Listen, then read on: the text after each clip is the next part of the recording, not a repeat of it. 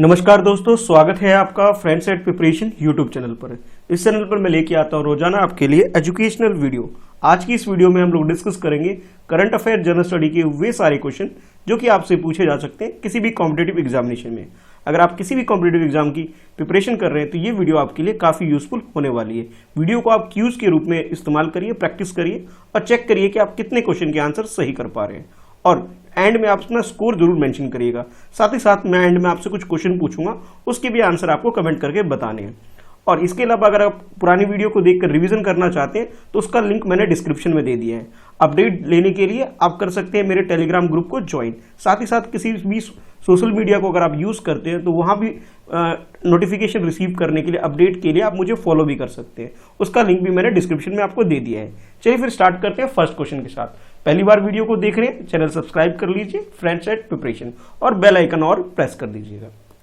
तो क्वेश्चन 1 है आपके लिए, with reference to Singapore convention on mediation consider the following statement. यानी जो ये क्वेश्चन है आपके लिए, इसमें आपसे पूछा जा रहा है कि सिंगापुर कन्वेंशन जो हुआ है ये मीडिएशन को ध्यान में रखते हुए आपको बताना है कौन सा स्टेटमेंट करेक्ट है। ये फर्स्ट स्टेटमेंट है, ये सेकंड स्टेटमेंट है और नीचे थर्ड स्टेटमेंट है। यानी कि इस क्वेश्चन के अंदर आपको 3 स्टेटमेंट दे दिए गए और पूछा जा रहा है कि सिंगापुर कन्वेंशन ऑन मीडिएशन को ध्यान में रखते हुए बताना है आपको कि कौन कौन से स्टेटमेंट करेक्ट है। फर्स्ट स्टेटमेंट में बोला जा रहा है it will provide a more effective way of enforcing mediated settlement of corporate dispute. यानी कि कॉर्पोरेट डिस्प्यूट जो इंटरनेशनल लेवल का होता है उसके रिगार्डिंग में ये सिंगापुर में कन्वेंशन हुआ है, जहां पे जो भी कोई डिस्प्यूट चल रहा है कोई किसी भी बिजनेस या कॉर्पोरेट को लेकर के, तो उसे सॉर्ट आउट करने के लिए, उसे सेटल करने के लिए मीडिएशन का यहाँ पे काम किया जा रहा है। ये फर्स्ट स्टेटमेंट है। सेकेंड स्टेटमेंट में आपसे बोला जा रहा है it is an United Nations convention. यानी कि ये यूनाइटेड नेशन का कन्वेंशन है। यानी कि आप ये बोल सकते हो कि यूनाइटेड नेशन इस तरह का कन्वेंशन करा करके इंटरनेशनल लेवल के ट्रेड सिस्टम को ठीक करने का काम कर रही है। और स्टेटमेंट 3 में आपसे बोला जा रहा है India is yet to sign the convention. यानी कि हमारी कंट्री भारत ने, इंडिया ने अभी तक इस कन्वेंशन को साइन नहीं किया है, अभी साइन करना बाकी है। ये थर्ड स्टेटमेंट है। अब आपको बताना है करेक्ट आंसर क्या है। ऑप्शन ए के अकॉर्डिंग फर्स्ट और सेकेंड करेक्ट है, ऑप्शन बी के according second and third statement correct है, और ऑप्शन सी के according first and third statement correct है, और ऑप्शन डी के according first, second and third, ये तीनों स्टेटमेंट करेक्ट है। तो आपके हिसाब से करेक्ट आंसर क्या है, क्वेश्चन को अटेम्प्ट कर लीजिए। तो इस क्वेश्चन का जो करेक्ट आंसर है वो फर्स्ट और सेकंड दोनों ही स्टेटमेंट आपका करेक्ट है। बात करते हैं थर्ड स्टेटमेंट की, तो थर्ड स्टेटमेंट गलत है। गलत इसलिए है कि ये बोला जा रहा है कि इंडिया ने अभी तक इस पर साइन नहीं किया है। ये बात गलत है। अभी 1 सितंबर यानी कि 1920 को, यानी 1 सितंबर 2020 को हमारी कंट्री ने, यानी कि इंडिया ने इस कन्वेंशन में साइन कर दिया है। यानी कि आप ये बोल सकते हो अब हमारी कंट्री को साइन करना बाकी नहीं है। इसके अलावा 53 कंट्री ऐसी है इंटरनेशनल लेवल पे जिन्होंने इस कन्वेंशन में, यानी सिंगापुर कन्वेंशन और मीडिएशन पर साइन कर चुकी है, जिसमें चाइना और यूएसए जैसी कंट्री भी है। ठीक है, यानी थर्ड स्टेटमेंट गलत है। बाकी 2 स्टेटमेंट अगर हम बात करें तो सिंगापुर जो कि अब बिजनेस हब बन चुका है, यहाँ पे इंटरनेशनल लेवल पर कोई भी डिस्प्यूट है उसको सॉर्ट आउट करने के लिए यूनाइटेड नेशन ने एक अटेम्प्ट किया है कि भी वर्ल्ड लेवल पे इंटरनेशनल ट्रेड जो भी होता है उसमें कोई प्रॉब्लम ना आए, उसके लिए ये कन्वेंशन ऑर्गेनाइज किया गया था। तो ये आप ये बोल सकते हो फर्स्ट स्टेटमेंट बिल्कुल करेक्ट है, यानी कि सिंगापुर में ये कन्वेंशन हुआ था मीडिएशन से रिलेटेड। सेकंड स्टेटमेंट इसलिए करेक्ट है क्योंकि इस कन्वेंशन के जो पीछे है, यानी कि जिसको होस्ट करवाने वाली, कंडक्ट कराने वाली जो ऑर्गेनाइजेशन है वो यूनाइटेड नेशन है। यानी कि United nation convention on international settlement agreement resulting and mediation, ये इस कन्वेंशन का दूसरा नाम है। तो यानी कि आप ये बोल सकते हो कि भी सेकंड स्टेटमेंट और फर्स्ट स्टेटमेंट दोनों ही स्टेटमेंट करेक्ट है। और ये जो कन्वेंशन है ये 20 दिसंबर 2018 में ही आया था और फिर 7 अगस्त 2019 में ये फिर सिंगापुर में स्टैब्लिश्ड हो गया था। ठीक है, चलो फिर अब चलते हैं फिर नेक्स्ट क्वेश्चन में। नेक्स्ट क्वेश्चन में आपसे पूछा जा रहा है with reference to parliament session consider the following statement. यानी पॉलिटी बेस्ड क्वेश्चन है, पार्लियामेंट के सेशन के रिगार्डिंग में क्वेश्चन पूछा जा रहा है। ये फर्स्ट स्टेटमेंट है और उसके बाद ये सेकंड स्टेटमेंट है। दोनों स्टेटमेंट को ध्यान में रखते हुए आपने बताना है कि भी कौन सा स्टेटमेंट करेक्ट है। ठीक है, फर्स्ट स्टेटमेंट में बोला जा रहा है the parliament is required to meet at least twice a year. यानी कि 1 साल के अंदर कम से कम 2 सेशन तो होने ही चाहिए, एटलीस्ट बोला जा रहा है। ठीक है, ध्यान रखिएगा, ये फर्स्ट स्टेटमेंट है। सेकंड स्टेटमेंट में आपसे बोला जा रहा है recess is a period between the prorogation of a house and its reassembly in new session. आप ये बोल सकते हो, मान लीजिए कोई फर्स्ट सेशन हुआ है, कोई पार्लियामेंट का एक सेशन हुआ, उसके बाद सेकंड सेशन किसी रिगार्डिंग में हुआ, उसके बीच का जो पीरियड होता है इसको बोला जा रहा है कि ये जो पीरियड है इसके बीच में, इसे रिसेस बोला जा रहा है पार्लियामेंट को ध्यान में रखते हुए। ठीक है, तो ये दो स्टेटमेंट हो गए आपके पास। अब आपको बताना है कि करेक्ट स्टेटमेंट कौन सा है। ठीक है, चलिए क्वेश्चन को अटेम्प्ट कर लीजिए। तो इस क्वेश्चन का जो करेक्ट आंसर है वो है सी। सी का मतलब ये हुआ दोनों ही स्टेटमेंट बिल्कुल करेक्ट है। ये जो हमारी इंडियन पार्लियामेंट है, अगर इसके बारे में अगर डिटेल में जाने तो सबसे पहले आप ये कॉन्सेप्ट समझिए कि हमारी कंट्री के अंदर 3 तरह के सेशन होती है। सबसे पहला सेशन जो होता है वो बजट सेशन होता है, और ये फरवरी और मार्च के आसपास ये सेशन होता है हमारी कंट्री के अंदर। उसके बाद फर्स्ट के बाद जो सेकंड सेशन होता है वो मानसून सेशन होता है। ये जुलाई से सितंबर के आसपास ये सेशन कंडक्ट होता है। अच्छा, उसके बाद थर्ड सेशन होता है जिसे हम विंटर सेशन के नाम से जानते हैं, और ये नवंबर दिसंबर में होता है हमारी कंट्री के अंदर। ठीक है, टोटल 3 सेशन हमारी कंट्री के अंदर पार्लियामेंट के अंदर होती है। ठीक है, लेकिन इनके अंदर ये कंडीशन ये है कि भाई 3 में से एटलीस्ट 2 तो होने ही चाहिए हर साल, यानी कि आप एक स्किप कर सकते हो, तीनों स्किप नहीं कर सकते। ठीक है, मतलब एक ही स्किप कर सकते हो, 2 में मतलब मिनिमम 2 तो होने ही चाहिए, ये प्रोविजन है। इसके अलावा हमारी कंट्री में जो प्रेसिडेंट है, प्रेसिडेंट को पूरा राइट है कि वो समन करके किसी भी सेशन को, पार्लियामेंट को पूरा बुला सकता है और ये मीटिंग कंडक्ट करा सकता है। और ये भी बोला जा रहा है कि भी इन सेशन के बीच में, 2 सेशन के बीच में मोर देन 6 मंथ का गैप नहीं होना चाहिए, यानी कि इस सेशन के बीच में लेस देन 6 मंथ का ही गैप हो सकता है, उससे ज्यादा नहीं हो सकता। और साल में कम से कम 2 बार ऐसे सेशन होने ही चाहिए। ठीक है, तो फर्स्ट स्टेटमेंट भी करेक्ट हो गया हमारा और सेकंड स्टेटमेंट भी करेक्ट हो गया। तो जैसे मैंने आपको बताया कि रिसेस का मतलब ये होता है कि किसी भी 2 सेशन के बीच में जो गैप होता है, जब पार्लियामेंट काम नहीं करती, वर्किंग नहीं होती, उनकी मीटिंग नहीं होती, उस पीरियड को रिसेस बोला जाता है। ठीक है, तो करेक्ट आंसर हमारा सी हो जाता है। नेक्स्ट क्वेश्चन में आपसे पूछा जा रहा है, with reference to Indian brain templates consider the following statement. अब इस क्वेश्चन में आपसे इंडियन ब्रेन टेम्पलेट्स के बारे में पूछा जा रहा है, और आपके पास ये फर्स्ट स्टेटमेंट है, ये सेकंड स्टेटमेंट है। 2 स्टेटमेंट आपको दे दिए गए, और हर क्वेश्चन की तरह इस क्वेश्चन में भी आपसे करेक्ट स्टेटमेंट पूछा जा रहा है। According to first statement, it is representation of various brain image to the understand its functioning. यानी कि जो इंडियन ब्रेन टेम्पलेट्स के बारे में बताया जा रहा है कि भी इंडियन ब्रेन टेम्पलेट एक तरह का रिप्रेजेंटेशन है जिसमें वेरियस इमेज, यानी कि ब्रेन के अलग अलग इमेज को शो किया जाता है और किस तरह से ब्रेन काम करती है उसके बारे में जानकारी जुटाई जाती है। ऐसा आपसे फर्स्ट स्टेटमेंट में बोला जा रहा है। और सेकंड स्टेटमेंट में आपसे बोला जा रहा है, it is developed by the national institute of mental health and neuroscience. यानी कि हमारी कंट्री में जो ये मेडिकल इंस्टीट्यूशन है जिसका नाम है national institute of mental health and neuroscience, इसने इसे डेवलप किया है, ऐसा आपसे बोला जा रहा है। इस टेम्पलेट्स को, यानी इंडियन ब्रेन टेम्पलेट्स को डेवलप करने वाली जो इंस्टीट्यूशन है उसके बारे में आपको बताया गया है। तो 2 स्टेटमेंट हो गए। अब आपको बताना है करेक्ट स्टेटमेंट क्या है। ऑप्शन ए के अकॉर्डिंग फर्स्ट स्टेटमेंट करेक्ट है, ऑप्शन बी के अकॉर्डिंग सेकंड स्टेटमेंट करेक्ट है, और ऑप्शन सी के अकॉर्डिंग बोथ 1 और 2 दोनों ही स्टेटमेंट करेक्ट है, और ऑप्शन डी की अगर हम बात करें तो दोनों ही स्टेटमेंट गलत है। तो करेक्ट स्टेटमेंट क्या है ये आपको चूज करना है इन 4 ऑप्शन के अंदर। ठीक है, चलिए क्वेश्चन को अटेम्प्ट करिए। तो इस क्वेश्चन का जो करेक्ट आंसर है वो है सी। सी का मतलब ये हुआ कि दोनों ही स्टेटमेंट बिल्कुल करेक्ट है। जैसे कि आपसे बोला गया कि अगर हम बात करें इंडियन ब्रेन टेम्पलेट्स की बात करें तो ऐसा माना जा रहा है कि हमारी कंट्री में जो लोग हैं उसकी ब्रेन की अगर हम बात करें, जो उसकी इमेज की, इसकी जो अगर हम बात करें तो ये बोला जा रहा है ये हाइट में और वॉल्यूम में स्मॉलर है as compare to the western and eastern population, ऐसा आपसे बोला जा रहा है। ये और ये जो रिसर्च जो की गई है, ये जो एक तरह से आप बोल सकते रिसर्च डाटा निकाला गया हमारी कंट्री में जो इंस्टीट्यूशन है, जो आपसे बोला गया national institute of mental health and neuroscience, इसने इस चीज को स्टडी करके 500 इंडियन पर्सन के अंदर ये स्टडी करके 5 set of brains template develop किया हुआ है। ठीक है, उसके अकॉर्डिंग ये कंक्लूजन पे यहाँ पे पहुंचे हैं। तो ये बोल सकते हो कि इंस्टीट्यूशन के बारे में जो आपको बोला जा रहा है वो स्टेटमेंट बिल्कुल करेक्ट, यानी सेकंड स्टेटमेंट बिल्कुल करेक्ट हो गया।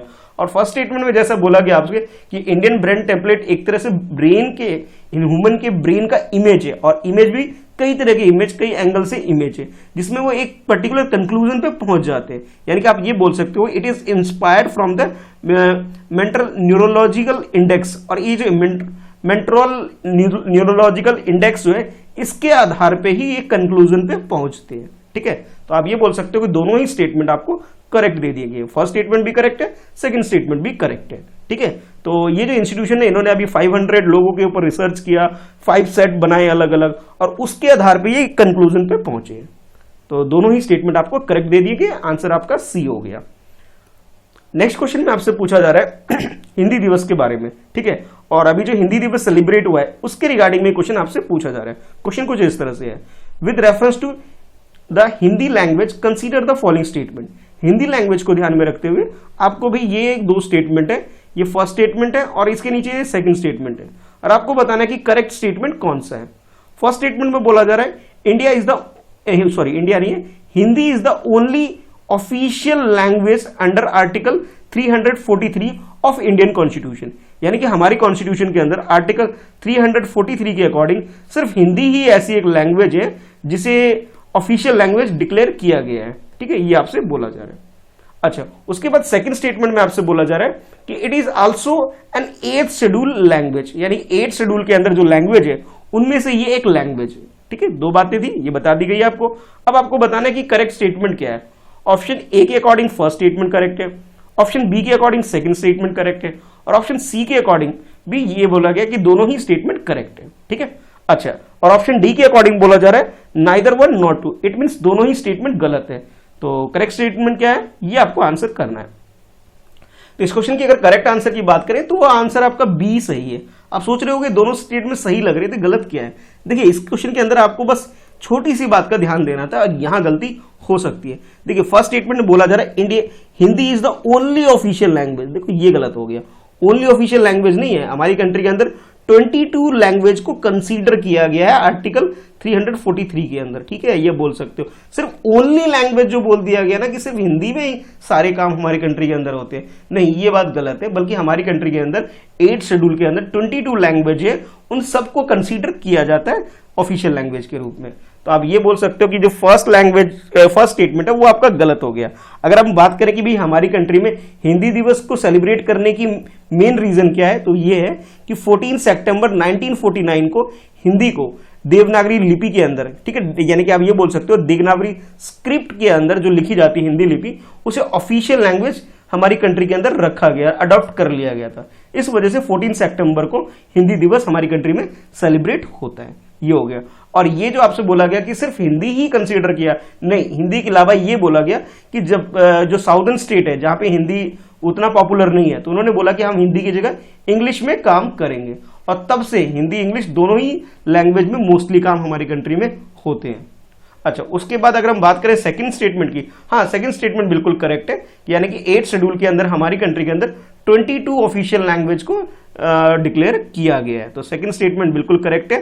फर्स्ट स्टेटमेंट में थोड़ा सा मिस्टेक था, ये आपको समझना था। और इसके अलावा आपको आर्टिकल 351 भी पता होना चाहिए, जो कि ये बोलता है कि डायरेक्टिव जो डीपीएसपी के अंदर आता है, जिसमें ये बोला गया हिंदी के डेवलपमेंट के लिए हमारे कॉन्स्टिट्यूशन में प्रोविजन रखा गया है आर्टिकल 351 के अंदर।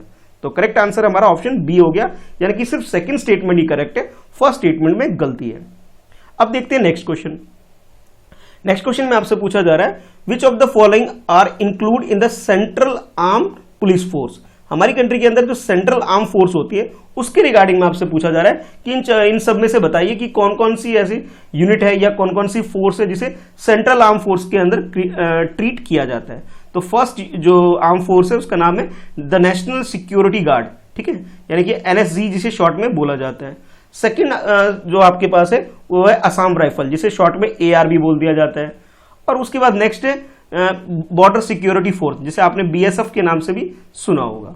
और नेक्स्ट है आपके पास सशस्त्र सीमा बल, जिसे हम एसएसबी भी बोलते हैं। तो ये चार हमारे अंदर जो फोर्स है आपके सामने जो दिखाई दे रहे हैं, स्क्रीन पे दे रहे हैं। तो आपसे ये पूछा जा रहा है इनमें से सेंट्रल आर्म फोर्स पुलिस के अंदर कौन कौन सी यूनिट आती है, आपको ये बताना है, ठीक है।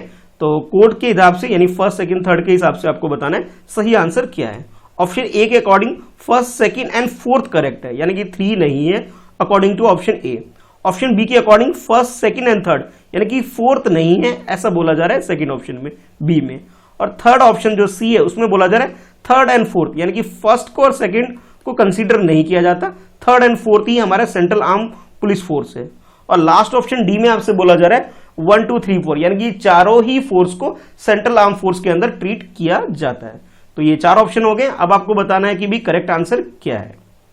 तो इस क्वेश्चन की अगर करेक्ट आंसर की बात करें तो ये चारों ही यूनिट जो हमारी कंट्री के अंदर है, ये चारों के चारों हमारी कंट्री के अंदर सेंट्रल आर्म फोर्स यानी कि जो यूनियन गवर्नमेंट के अंदर जो आती है डायरेक्टली, उसके अंदर ये चारों आती है। तो करेक्ट आंसर हमारा ऑप्शन डी हो जाता है। इसके अलावा जो हम पूरी डिटेल में अगर आप जानना चाहें तो 7 सेंट्रल आर्म फोर्स है हमारी कंट्री के अंदर, जो कि AR, BSF, CISF, CRPF, ITBP, NSG और SSB, जिसे आप फुल फॉर्म भी समझ सकते हैं कुछ इस तरह से, सेंट्रल आर्म फोर्स, ठीक है, सेंट्रल रिजर्व पुलिस फोर्स, और उसके अलावा border security force, Indian Tibetan border police, और उसके बाद सशस्त्र सीमा बल और नेशनल सिक्योरिटी गार्ड, और इसके अलावा असम राइफल। ये सारे के सारे जो दिख रहे हैं आपको, ये सातों के सातों जो हमारी कंट्री के अंदर सेंट्रल आर्म पुलिस फोर्स के अंदर आते हैं। तो करेक्ट आंसर तो हमारा ऑप्शन डी हो जाता है। ये चारों ही बिल्कुल करेक्ट है। अच्छा, अब आपको ये भी पता होना चाहिए कि ये जो आर्म फोर्स है ये हमारी कंट्री के अंदर union ministry of home affair यानी कि होम मिनिस्ट्री के अंदर आता है। ध्यान रखिएगा, डिफेंस के अंदर नहीं आता, ये होम मिनिस्ट्री के अंदर आता है, ये आपको याद रखना है। और CISF के बारे में एक बात आपको ये और याद रखनी है कि ये इंडस्ट्रियल यूनिट जो है उसके सिक्योरिटी का काम करती है। जैसे हमारी कंट्री में जो DMRC है यानी कि दिल्ली मेट्रो है, ठीक है, उसके अंदर आपने जो फोर्स देखा होगा वो CIFSF है। वो इसलिए क्योंकि इसे जितने भी इंडस्ट्रियल है यानी कि जो बिजनेस से रिलेटेड है, इंडस्ट्री से रिलेटेड है, उसकी सिक्योरिटी के लिए हमारी कंट्री में CIFSF को रखा गया है। अच्छा, इसके अलावा ये जितनी भी यूनिट है हमारी कंट्री के अंदर जो एक एक्ट आया था 1968 में, उसके तहत इनको कंसीडर किया जाता है। यानी कि आप ये बोल सकते हो सेंट्रल इंडस्ट्रियल सिक्योरिटी फोर्स जो है ये 1968 के एक्ट के तहत, जो पार्लियामेंट ने एक्ट पास किया था उसके तहत इसे कंस्ट्रक्ट किया गया है। ठीक है, तो करेक्ट आंसर हमारा ऑप्शन डी हो गया। ठीक है, तो अब आपको कमेंट करके बताना है कि भी आपका स्कोर क्या है, आपने कितने क्वेश्चन के आंसर सही किए हैं। और इसके अलावा आपके लिए क्वेश्चन ये रहेगा कि जितने भी ये यूनिट है यानी कि 7 जो यूनिट दिख रहे हैं हमारी कंट्री के अंदर जो फोर्स है, सेंट्रल आर्म फोर्स है, इनकी स्टैब्लिश्ड कब हुई थी ये इसके बारे में आपको बताना है। ठीक है, यानी कि इन सारे के सारे सातों यूनिट के बारे में आपको बताना है कि इनकी स्टैब्लिश्ड डेट यानी कि जिसे राइजिंग डे भी बोला जाता है, राइजिंग डे या स्टैब्लिश्ड कब हुआ था ये आपको कमेंट करके बताना है। ठीक है, वीडियो लाइक करिए, अपने दोस्तों में शेयर करिए और कमेंट करके जरूर बताइए आपको वीडियो कैसी लगी। कोई सजेशन हो तो उसे भी आप कमेंट करके बता सकते हैं। इसके अलावा आप मुझे सोशल मीडिया पर फॉलो भी कर सकते हैं और वहां भी आप जो भी अपने व्यू है, सजेशन है, वो रख सकते हैं। ठीक है, चलो मिलते हैं नेक्स्ट वीडियो में। आज की इस वीडियो में इतना ही है। वीडियो को लाइक जरूर कीजिएगा, ठीक है, और अपने ज्यादा से ज्यादा दोस्तों में शेयर करिए। ठीक है, मिलते हैं नेक्स्ट वीडियो में फ्रेंडसेट प्रिपरेशन यूट्यूब चैनल पर।